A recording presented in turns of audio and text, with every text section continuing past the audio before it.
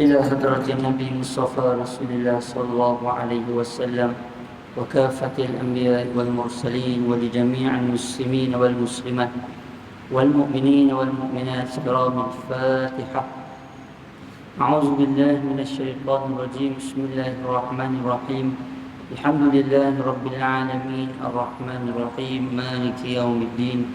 إياك نعبد وإياك نستعين. اهدنا الصراط المستقيم صراط الذين أنعمت عليهم غير المغضوب عليهم ولا الضالين آمين. أعوذ بالله من الشيطان الرجيم. بسم الله الرحمن الرحيم. الحمد لله رب العالمين وصلوات الله وسلامه على أشرف الأنبياء والمرسلين سيدنا ومولانا محمد وعلى آله وصحبه أجمعين. سبحانك لا علم لنا إلا ما علمتنا إنك أنت العليم الحكيم. ولا حول ولا قوة إلا بالله العلي العظيم. ولا حول ولا قوة إلا بالله العلي العظيم. ولا حول ولا قوة إلا بالله العلي العظيم. اللهم ارزقنا فهم النبيين وحفظ المرسلين وإلهام الملائكة المقربين واهدنا بهداية العارفين. اللهم افتح علينا حكمتك وانشر علينا من خزائن رحمتك يا أرحم الراحمين. السلام عليكم ورحمة الله تعالى وبركاته. Alhamdulillah, sama-sama kita rafakkan syukur kehadrat Allah Subhanahu wa taala dengan izin limpah kurnia rahmat kasih sayang daripada Allah dapat sama-sama kita berhimpun pada pagi ini. Mudah-mudahan perhimpunan, pertemuan, perjumpaan kita akan dirahmati dan diberkati oleh Allah Subhanahu wa taala insya-Allah. Tuan-tuan muslimin, muslimat yang dikasihi dan dirahmati oleh Allah sekalian, insya-Allah pada pertemuan pagi ini, seperti mana yang kita sebutkan pada minggu lalu, insya-Allah kita akan meneruskan dengan menyambung kisah berkaitan dengan para rasul yang telah pun kita baca beberapa rasul-rasul pada sebelum ini. Yang mana insya-Allah pada pagi ini kita akan bawakan kisah satu orang nabi, yang mana nabi yang kita sebutkan ini adalah seorang nabi yang berjaya membawa Bani Israel masuk ke dalam Baitul Maqdis, keseluruhan semua daripada Bani Israel. Kalau kita cerita pada pertemuan yang lalu, selepas daripada Nabi Musa alaihi salam, sebelum nak sampai kepada Nabi Daud alaihi salam, ada beberapa orang nabi yang kita sebut sebagai zaman internal ataupun beberapa orang nabi-nabi yang Allah utuskan. Antara yang kita pernah ceritakan iaitu Nabi Yusha bin Nun, anak murid kepada Nabi Musa alaihi salam. Antara yang kita pernah ceritakan iaitulah Nabi Hezekiel. Antara yang pernah kita ceritakan juga iaitulah kisah Nabi Uzair alaihi salam. Dan pada pagi ini kita nak cerita satu orang lagi nabi, yang mana nabi ini tidak Allah sebutkan nama dia dalam Al-Quran, tetapi kebanyakan daripada ulama berpendapat itulah nama nabi tersebut, kerana sebahagian daripada ulama ataupun daripada ahli tafsir menyebut nama-nama daripada kalangan nabi tersebut yang menjadi pembawa sebelum daripada Nabi Daud alaihi salam. Baik, kalau ikutkan dalam kitab kita, kita akan mulakan pada pagi ini dengan hadis yang ke-9. Tapi kita hold dulu dan kita tunggu dulu, kalau ada kesempatan pagi ini kita akan baca. Oleh kerana kisah yang kita nak bawakan ini kisah yang ada hubung kait dengan hadis yang ke-19 yang kita nak cerita di penghujung kalau ada kesempatan insya-Allah. Baik.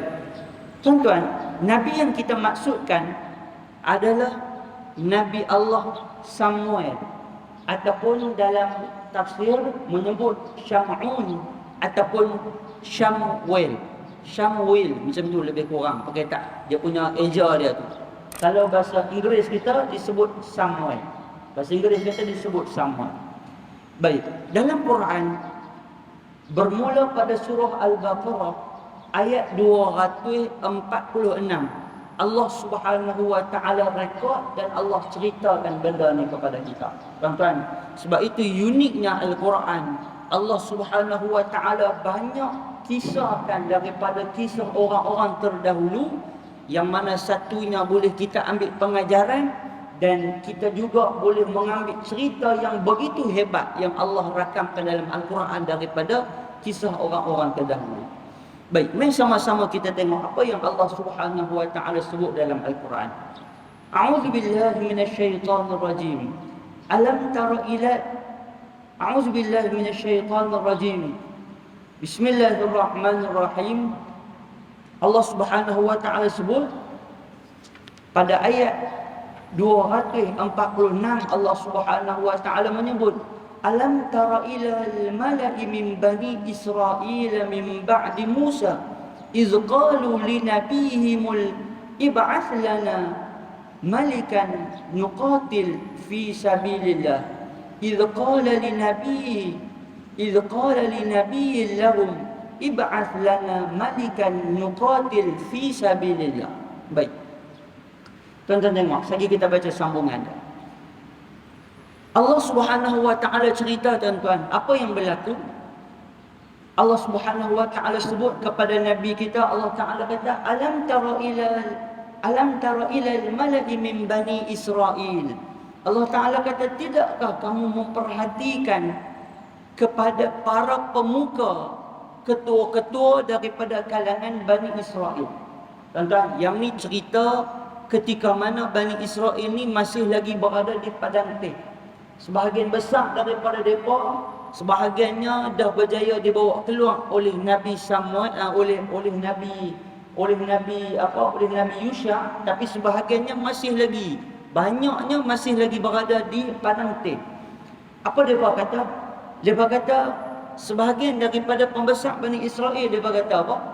Mereka kata, idh qalu li nabihim, dia kata dekat Nabi mereka, ib'ath lana malikan. Dia kata dekat Nabi mereka pada masa tu, Nabi Samuel, dia kata, wahai Nabi, ib'ath lana malikan, tolong utuskan, minta dekat Tuhan, tolong utuskan kepada kami seorang raja. Tolong utuskan kami seorang raja yang mana kami nuqatil fi sabilillah, yang kami ni berhasrat nak pergi perang dah ni. Tuan-tuan, ingat tak dulu ni kita pernah cerita kisah Nabi Musa alaihi salam. Tuan-tuan ingat kan, ketika Nabi Musa alaihi salam, Allah utuskan Nabi Musa, kemudian Allah kirimkan Nabi Musa untuk hantar bawa Bani Israel ni pergi berperang dengan kumpulan Jabbarin, kumpulan yang ada dalam Baitul Maqdis pada masa tu, orang-orang yang kuat, yang Allah sebutkan, yang Allah mention ke dalam Al-Quran, dia pun orang yang kuat. Apa kata Bani Israel? Ya Musa, idhhab anta wa rabbuk, wahai Musa, pihang dengan Tuhan. Ni dia kata dekat Nabi Musa, dia kata, Musa, kami tak mau pi, hang dengan Tuhan hang apa pi. Walaupun Nabi Musa dah janji dah, Nabi Musa sebut dekat Bani Israel pada masa tu, Nabi Musa kata, kalaulah kita pi, apabila kamu masuk saja ke dalam Baitul Maqdis, kita akan diberi kemenangan, Allah akan bantu kita. Dia tak jawab apa, kami tak mau pi. Kerana dengan jawapan angkuh mereka tu, Allah sekat mereka, Allah halang mereka, Allah tak benarkan mereka keluar daripada padang teh tu selama tempoh yang begitu lama. Baik, kemudian tuan-tuan, bila dah jadi lama macam tu, generasi berubah generasi, mai pula zaman mereka ni, mereka minta dekat Nabi mereka, ib'ath lana malikan, wahai Nabi, minta dekat Tuhan, kirimkan dekat kami seorang raja, nuqatil fi sabilillah, untuk kami nak perang. Tuan-tuan, jawapan Nabi Samuel sebut dekat mereka, hal asaitum in kutiba alaikumul qital alla tuqatilu. Nabi Samuel kata, hampa tak ingatkah dulu ni ketika Allah perintahkan hampa untuk pergi perang, alla tuqatil, hampa tak mau pergi, hampa bantah, hampa ingkar, hampa lawan, hampa tak mau pi. Pasal apa? Pasal hampa kata kita tak mampu, kita tak kuat, kita tak ada kekuatan. Sedangkan dulu ni Allah pernah utuskan hampa suruh pi. Hal asaitum, adakah hampa lupa? In kutiba alaikumul qital, dulu ni pernah diutuskan hampa untuk pi perang, alla tuqatilu, tapi hampa ingkar, hampa tak mau, hampa bantah, hampa tak mau pi. Tuan-tuan, kemudian depa membalas balik, depa jawab apa? Qalu wa ma lana alla nuqatila fi sabilillah. Depa pun jawab, depa kata apa?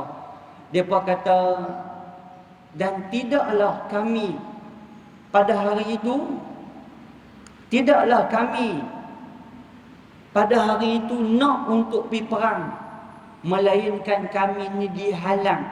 Dan Allah Subhanahu wa taala sambung, qalu wa ma lana alla nuqatila fi sabilillah. Allah Subhanahu wa taala sambung, Allah Taala kata, mengapa mereka tidak akan berperang pada jalan Allah, sedangkan kami telah diusir daripada kampung halaman kami, dan kami dipisahkan daripada anak-anak kami. Kemudian depa pun sambung lagi, depa kata, falamma kutiba alaihimul qital tawallaw illa qalila minhum. Dan depa sambung lagi, depa kata apa? Ketika mana perang itu diwajibkan ke atas kami, mereka berpaling. Ketika mana perang itu diwajibkan ke atas depa Bani Israel, tawalla, mereka berpaling, illa qalila minhum, kecuali yang itu sikit saja. Baik. Kemudian tuan-tuan, Allah Subhanahu wa taala cerita. Ini yang menarik. Mula daripada sini tuan-tuan, ada satu benda yang berlaku yang cukup hebat. Allah Subhanahu wa taala sambung, Allah Taala kata, wa qala lahum nabiyuhum innallaha qad ba'atha lakum taluta malika. Baik. Bila depa minta ketua, depa minta raja untuk nak dijadikan sebagai leader, ketua tolong lead depa untuk nak berperang, maka Nabi Samuel pun kata, Nabi Samuel kata, sesungguhnya innallaha qad ba'atha lakum taluta malika. Ni Allah Taala sebut, Nabi Samuel kata, sesungguhnya Allah Subhanahu wa taala telah mengutuskan kepada kamu Taluta malika, seorang lelaki yang bernama Talut. Tuan-tuan ingat tak, dalam Quran ada dua nama yang kita biasa dengar. Seorang nama Talut, seorang lagi nama Jalut. Talut, Jalut. Talut ini dia orang yang baik, Jalut ini dia orang yang jahat. Bahasa mudahlah kalau saya nak bagi ingat. Talut, ta'ah, orang yang baik. Jalut, jahat. Jim ataupun J, jahat. Itu cara nak bagi ingat. Sebab dia lebih kurang sama. Ada orang dia selalu tertukar, dia akan kata Jalut baik, Talut jahat. Sedangkan yang baik itu Talut, yang jahat itu adalah Jalut. Baik, kita tengok kisah dia. Kata Nabi Samuel sebut, oleh kerana hangpa minta ketua, hari ni Allah Subhanahu wa taala dah utuskan seorang lelaki yang bernama Talut, ib'ats lana lakum taluta malika, yang dia ni menjadi ketua kepada hangpa semua. Tuan-tuan, ni yang kata Bani Israel ni, bila dengar saja Talut menjadi ketua, depa kata apa? Qalu anna nakunu lahul mulku alaina wa nahnu ahaqqu bil mulki minhu. Ni depa sebut, depa kata sesungguhnya di kalangan kami ni seeloknya menjadi raja, dia kata menjadi leader, menjadi pemerintahan. Wa nahnu ahaqqu bil mulki minhu, kami ni lebih layak daripada dia. Mula-mula hangpa minta ketua. Lepas tu bila lantik ketua yang kami lantik ni hangpa kata tak layak pula. Ni tuan-tuan, ni Bani Israel ni jawab dalam Al-Quran. Bani Israel sebut macam tu dalam Al-Quran. Baik. Sebab apa depa tak mau Talut ni? Allah sebut dalam Al-Quran. Kerana depa sebut, depa kata walam yu'ta sa'atan minal mal. Kerana Talut ini adalah orang yang tidak ada kekayaan. Dia ni orang yang miskin. Macam mana orang yang miskin ni boleh jadi apa? Boleh jadi pemerintah. Macam mana yang miskin ni boleh jadi raja, boleh jadi ketua. Tuan-tuan, ini ayat yang Allah sebut. Maknanya apa? Orang yang miskin tidak semestinya tak layak untuk jadi ketua. Orang yang miskin tidak semestinya tak layak untuk jadi pemerintah. Walaupun dia miskin, oleh kerana Allah pilih dia, maka dialah sebaik-baik kamu, walaupun kamu orang yang kurang harta daripada dia. Tuan-tuan, dia pun main hujah macam tu. Dia kata, pasal apa dia layak pula? Dia adalah miskin. Dia ni rakyat marhin. Macam mana dia boleh jadi pemerintah? Macam mana dia boleh jadi raja? Tak boleh. Tuan-tuan, dia sebut macam tu. Kemudian kata Nabi Samuel pun jawab. Nabi Samuel kata apa? Inna Allah astafahu alaikum. Sesungguhnya Allah Subhanahu wa taala telah memilih dia daripada kalangan kamu. Bukan aku pilih, kata Nabi Samuel, bukan aku pilih ni. Inna Allah astafahu alaikum. Sesungguhnya Allah Subhanahu wa taala istafa. Kan kita sebut Mustafa, kan kita sebut Nabi Muhammad sallallahu alaihi wasallam itu Mustafa. Kan Nabi Mustafa, Habibinal Mustafa. Nabi kita kekasih yang dipilih oleh Allah. Kata Nabi Samuel, Inna Allah astafahu alaikum. Sesungguhnya Allah Subhanahu wa taala telah mengutuskannya daripada kalangan kamu.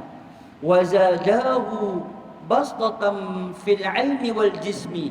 Dan Allah Subhanahu wa taala telah memberikan kelebihan pada dia itu, kelebihan daripada sudut ilmu, fil ilmi wal jismi.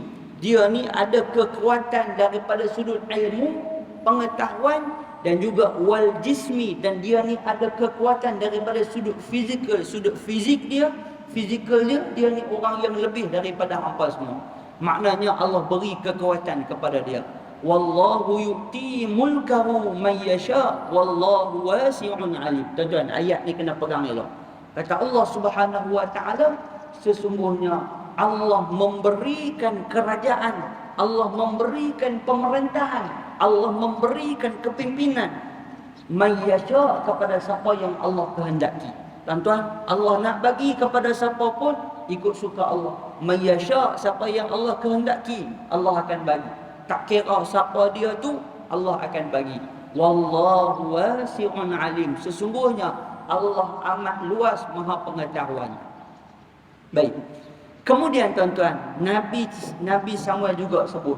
Nabi Samuel kata, kalau hampa nak tahu dia ni ada tanda dia. Tanda kata dia ni dipilih oleh Allah Subhanahu wa taala, akan diberikan Allah Subhanahu wa taala kepada dia ni satu benda yang sangat hampa harapkan. Apa dia tuan-tuan? Allah sebut.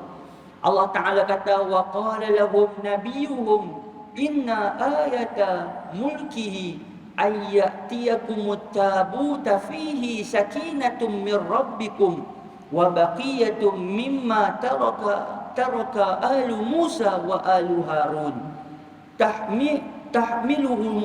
tahmiluhul malaika. Tuan-tuan, Allah Subhanahu wa taala sebut. Nabi Samuel kata, sesungguhnya tanda kata dia punya pemerintahan dia, kerajaan dia ataupun pimpinan dia ini diredai oleh Allah Subhanahu wa taala. Ini perintah daripada Allah, ayyatiyakumut tabut, akan dibawakan kepada kamu nanti ni peti tabut. Peti, satu nama peti itu peti tabut. Baik tuan-tuan, ini cerita ni saya tak pernah cerita ketika zaman Nabi Musa dulu. Dulu ni tuan-tuan, zaman Nabi Musa alaihi salam, Bani Israel, Allah Subhanahu wa taala pernah berikan beberapa perkara kepada Bani Israel. Selain daripada kitab Taurat, selain daripada Allah kurniakan kepada Nabi Musa tongkat Nabi Musa, Allah Subhanahu wa taala berikan juga kepada Bani Israel ini satu peti yang nama peti itu peti tabut. Tuan-tuan, ulama berbeza pendapatlah tentang peti tabut ni, tetapi peti tabut ni dikaitkan dengan beberapa benda yang sampai hari ni tuan-tuan masih lagi menjadi perbincangan dan masih lagi menjadi pertanyaan, di mana peti tabut tu hari ni. Sebab apa?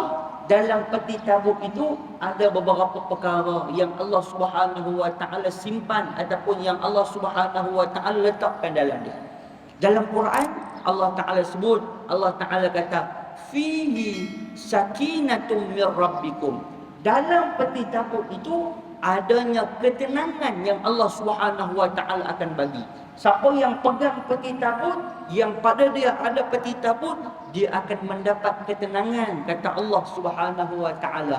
Wa baqiyatum mimma taraka alu Musa wa alu Harun, dan baki daripada apa yang pernah ada kepada keluarga Nabi Musa dan keluarga Nabi Harun juga dimasukkan dalam peti tabut itu.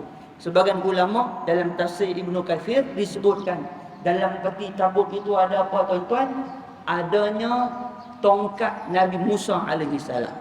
Dalam peti tabut tu adanya janggut Nabi Musa alaihi salam. Dalam peti tabut tu adanya alwah. Dalam peti tabut itu adanya makanan yang pernah Nabi Musa minta kepada Allah supaya bagi kepada Bani Israel, pun ada dalam peti tabut itu. Maknanya siapa yang memiliki peti tabut itu mendapat bantuan dan pertolongan daripada Allah Subhanahu wa Ta'ala.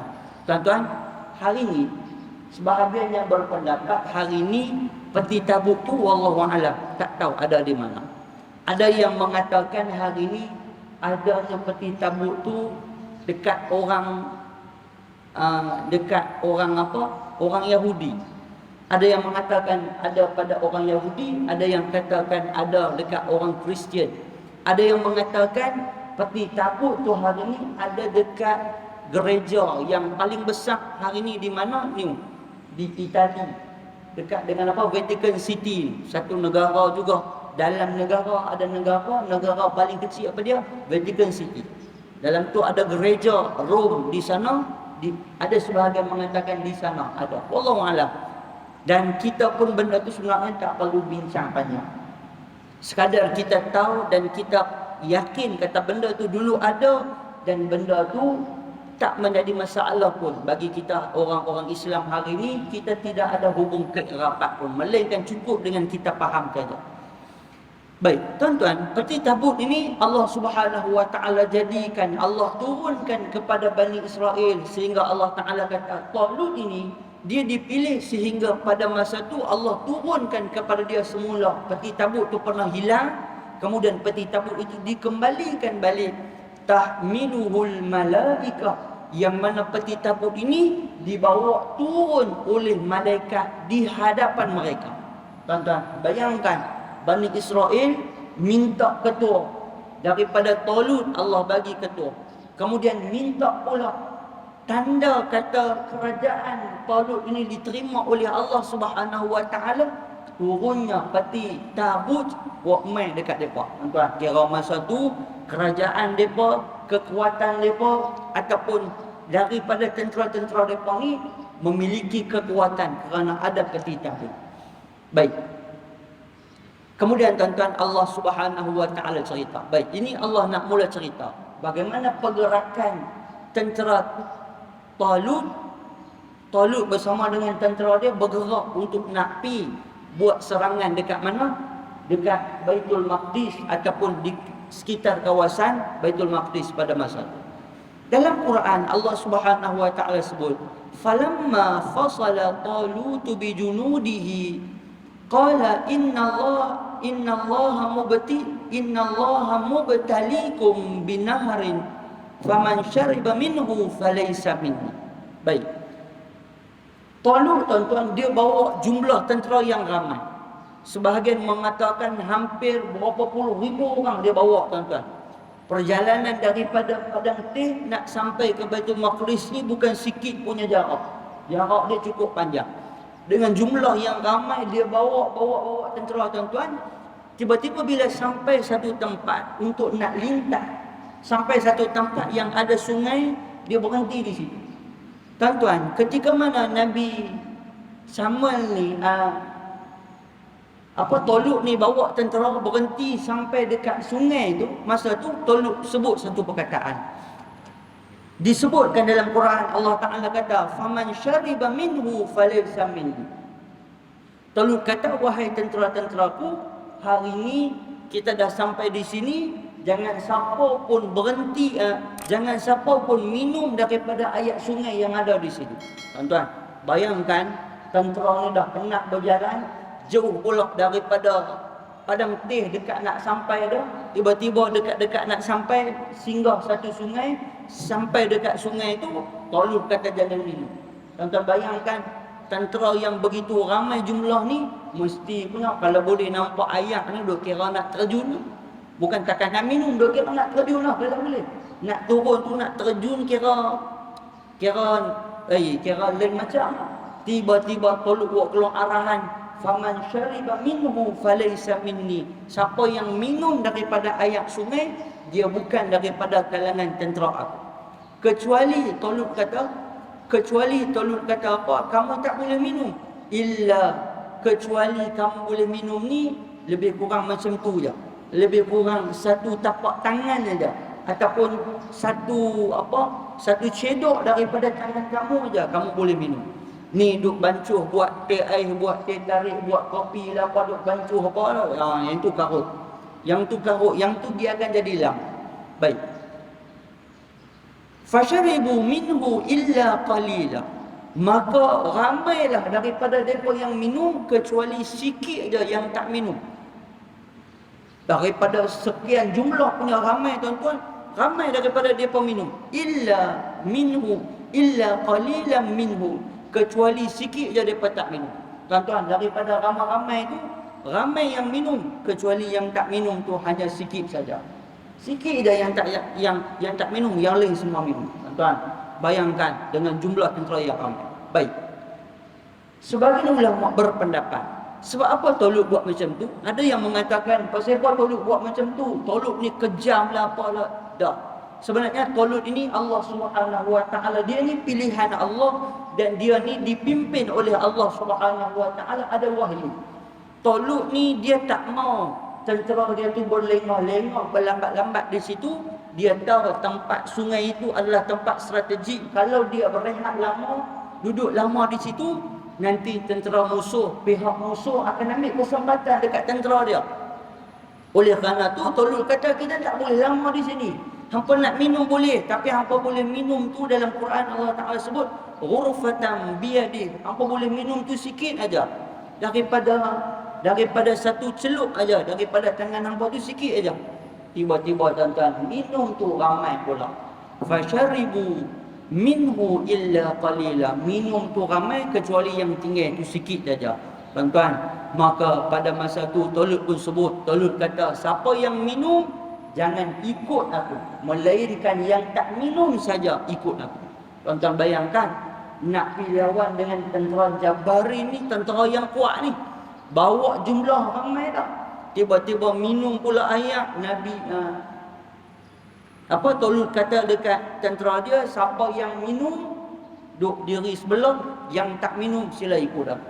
Tuan-tuan, sebahagian berpendapat jumlah yang tinggal daripada berapa puluh ribu tu tuan-tuan, yang tinggal hanyalah 313 orang. Sama lebih kurang jumlah macam tentera Badar. Ada yang kata 314, ada yang kata, tapi lebih kurang macam tu lah, plus minus lebih kurang macam tu. 313 ni yang mereka ni tidak minum daripada air itu, mengikut arahan Talut, mereka ni tak minum. Tuan-tuan, maka dengan jumlah yang banyak tu lah Talut ni bawa tentera-tentera ni untuk pi memerangi, pi berperang. Baik. Dalam Quran Allah Subhanahu Wa Taala rakamkan satu doa yang tuan-tuan biasa dengar, doa yang dibaca oleh Talut dan tentera dia. Walamma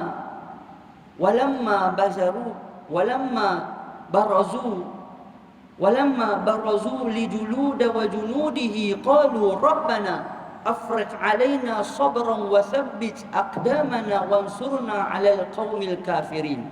Ni dalam Quran Allah Subhanahu Wa Taala sebut ayat ni. Allah Taala kata tentera-tentera dan juga Jalut, dia baca doa ni, qalu rabbana afriq alaina sabra.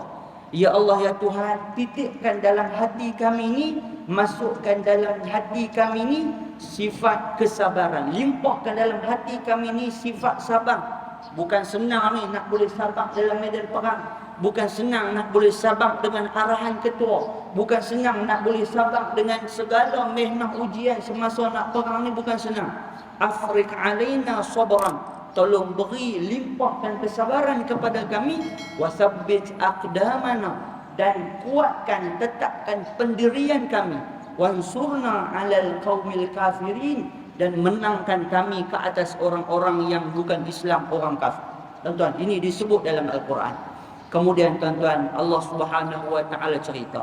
Allah Taala sebut bermulalah pertempuran. Tuan-tuan, Nabi Jalut ini dia Talut dia berhadapan dengan Jalut. Jalut ni dia ada satu istilah yang pihak musuh sendiri bagi dekat dia. Dia ni king of enemy. Macam tu digunakan istilah lah. Dia ni raja kepada musuh. Nak abangnya kata punya hebatnya dia, sampai musuh pun mengaku kata dia raja. Musuh pun mengakui kehebatan dia. Dalam sebahagian disebutkan, dalam sebahagian riwayat diceritakan, Jalut ni disifatkan bentuk tubuh badan dia ni gagah, dia ni besar, dia ni hebat, dan musuh pun takut kepada dia. Sampai macam tu sekali. Baik. Tuan-tuan, Allah Subhanahu wa taala sebut dalam Al-Quran, fahazamuhum biiznillah wa qatala Daud Jaluta wa atahu Allahul mulka. Baik, ni dalam Quran Allah Subhanahu wa taala sebut. Cerita dia macam mana ketika nak berlaku pertempuran, tuan-tuan. Zaman dulu ni pertempuran dia akan lawan 3 orang lawan 3 orang. Seorang lawan seorang macam tu. Tapi belah tentera Jalut, tuan-tuan, Jalut tak hantar orang. Jalut hantar dia seorang aja, pergi duduk di depan. Pada masa tu Jalut kata, okey, siapa daripada kalangan tentera-tentera Talut nak perang dengan aku, mai hantar 3 orang. Siapa pun tak keluar. Tanya pula kali kedua, siapa pun tak keluar. Tanya pula kali ketiga, siapa yang nak keluar mai lawan dengan aku, one by one mai. Tak siapa keluar. Melainkan ada seorang budak yang angkat tangan pada masa tu nak lawan dengan Jalut ni. Tuan-tuan, Jalut pun bila tengok yang nak lawan tu budak, maka Jalut pun kata, silap orang pun. Budak ni keluar main, budak ni kata, wahai Jalut, aku nak lawan dengan hang.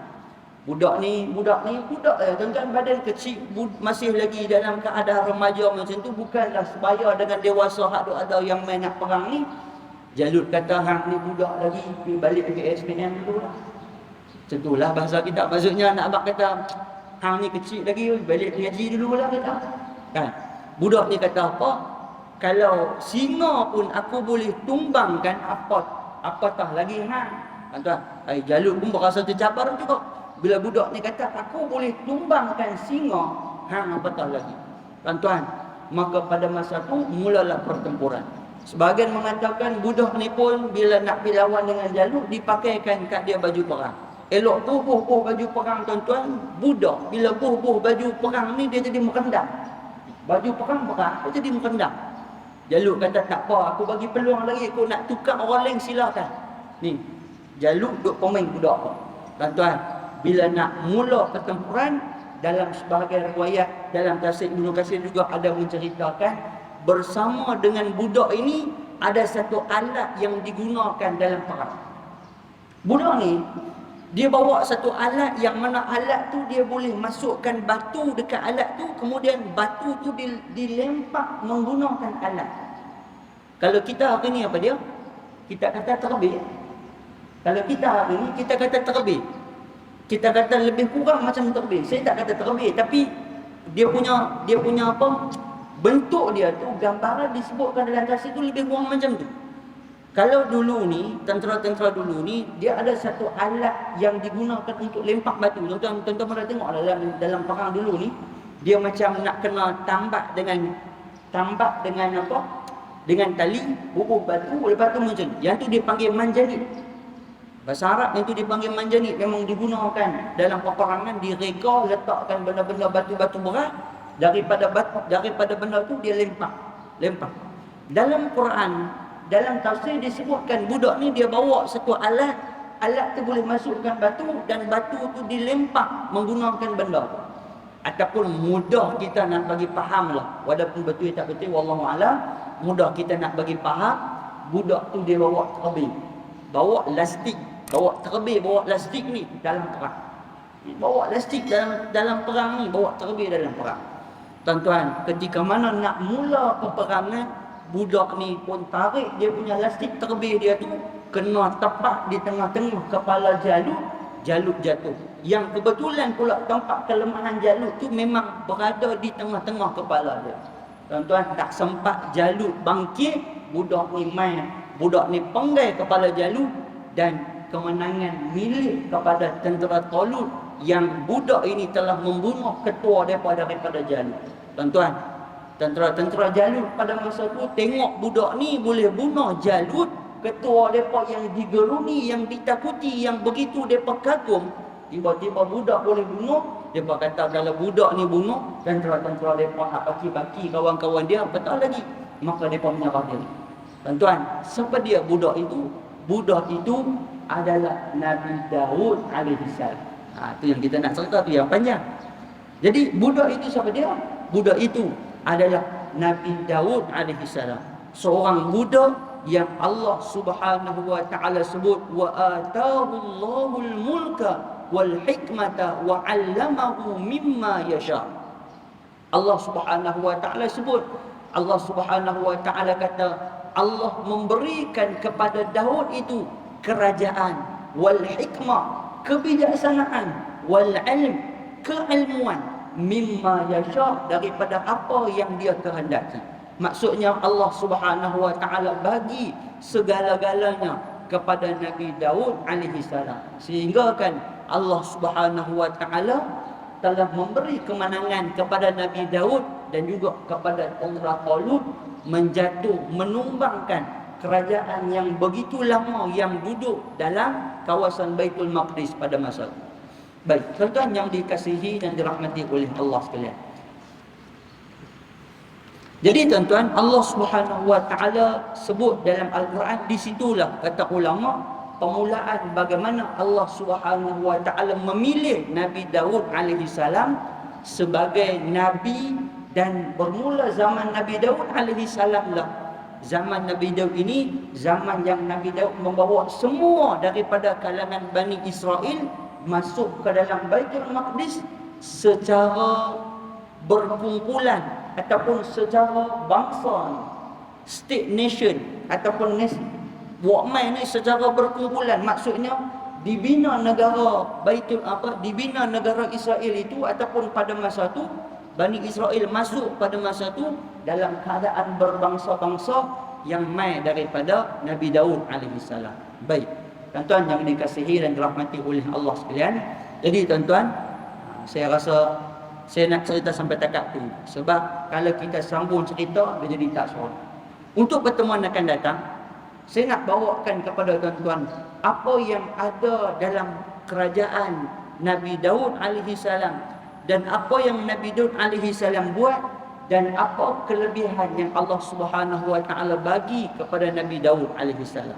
Kerana apa tuan-tuan? Kerana dalam Al-Quran begitu banyak yang Allah Subhanahu wa taala cerita dan Allah sebut tentang Nabi Daud alaihi salam.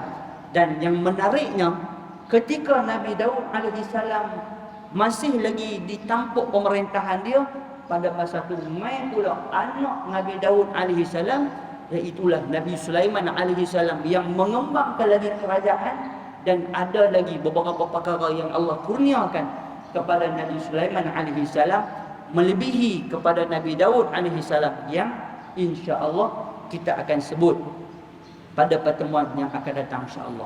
Baik, tuan-tuan yang dikasihi dan dirahmati oleh Allah sekalian. Jadi apa yang kita sebut pada pagi ini, mudah-mudahan ada kebaikan pengajaran pada kita semua. Apa yang kita sebut kisah berkaitan dengan Talut, kisah berkaitan dengan Talut dan juga Nabi Daud alaihi salam ini ada banyak pengajaran. Yang mudahnya apa dia tuan-tuan? Nabi Talut dia menjadi ketua, dia tak mau anak buah dia ni lalai, leka, ghalib dengan benda-benda yang boleh menyebabkan mereka ni masuk ke dalam perangkap musuh. Maksudnya apa tuan-tuan? Kita sebagai orang Islam, apa jua kerja kita kena cermat. Kita kena cermat. Kita jangan ghalib, jangan lalai, jangan leka. Terutama dalam bab ibadah. Ibadah kita jangan ghalib, jangan lalai, jangan leka daripada melakukan kesilapan sehingga menyebabkan kita termakan daripada musuh kita apa dia, iaitu syaitan. Syaitan ni dia akan mai ganggu kita. Kita jangan ghalib, jangan lalai, jangan leka. Baik, tuan-tuan yang dikasihi dan dirahmati oleh Allah sekalian, jadi insya-Allah pertemuan akan datang kita akan masuk kisah Nabi Daud alaihi salam. Kita akan cerita serba lengkap detail apa yang Allah Subhanahu wa taala sebut berkaitan dengan Nabi Daud alaihi salam. Mudah-mudahan apa kita sebut pada pagi ini ada manfaat kebaikan pada kita semua. Yang baik datang daripada Allah, yang buruk kelemahan dan kekurangan daripada diri saya. Allah Subhanahu wa taala alam bisawab. Al-Fatihah.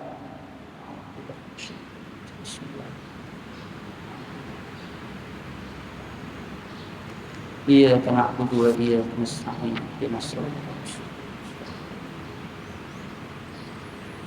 Bismillahirrahmanirrahim. Allahumma astur ayubana wa ayuba mu'allimina 'anna wa la tunhi barakata 'ulumihim 'anna bi rahmatika ya arhamar rahimin. Allahumma faqihna fid din wa 'allimna ta'wil. Allahumma faqihna fid din wa 'allimna ta'wil. Allahumma faqihna fid din wa 'allimna ta'wil. Allahumma ahsin 'aqibatana fil umuri kulliha wa ajirna min khizyi dunya wa 'adzabil akhirah. Rabbana atina fid dunya hasanah wa fil akhirati hasanah wa qina 'adzaban nar. Sallallahu ala Muhammad wa ala alihi wa sahbihi wa baraka wa sallam. Alhamdulillah. Assalamualaikum warahmatullahi wabarakatuh.